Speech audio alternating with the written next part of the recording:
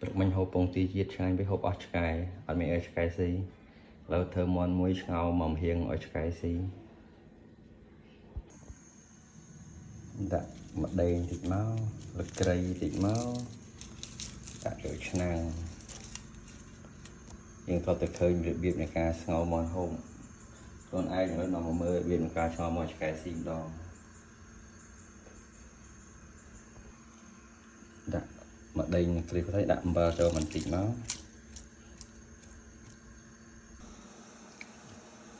ទឹកពុះហើយដាក់សាច់មាន់ចូល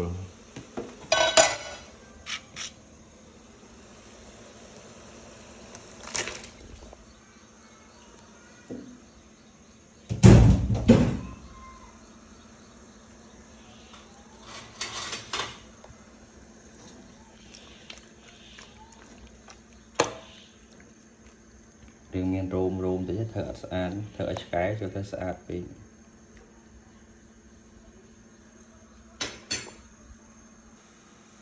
ដាក់ប៊ីចេងតិចមក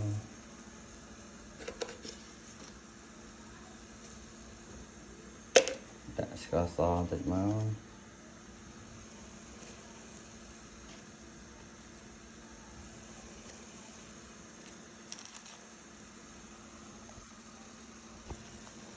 នេះបងប្អូននឹងបន្តដាក់គ្រឿងប៉ុណ្ណឹងហើយយើងទុកវាឆ្អិនទៅ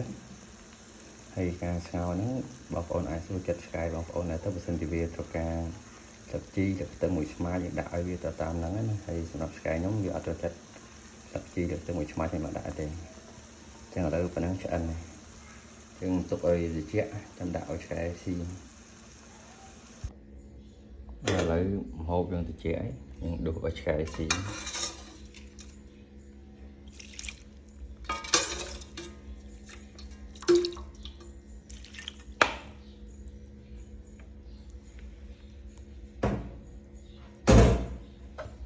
បាយបាក់ដួសពេកចាក់បាយចូលឆ្នាំងហ្មង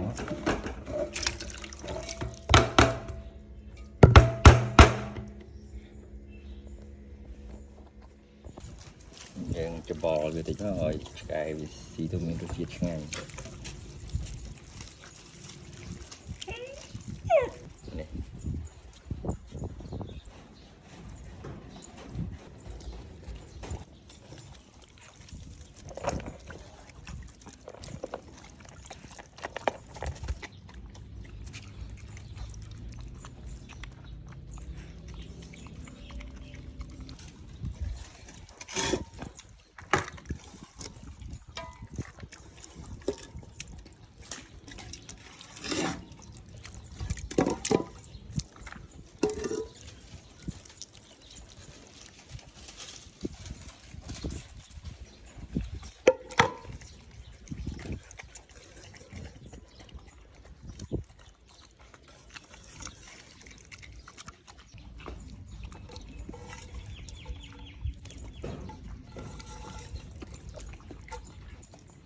ឥឡូវមានតែប៉ុណ្ណឹងឲ្យឆ្កែស៊ីអស់ហើយចឹងវីដេអូយើងគឺមានតែប៉ុណ្ណឹងទេបាទអរគុណច្រើន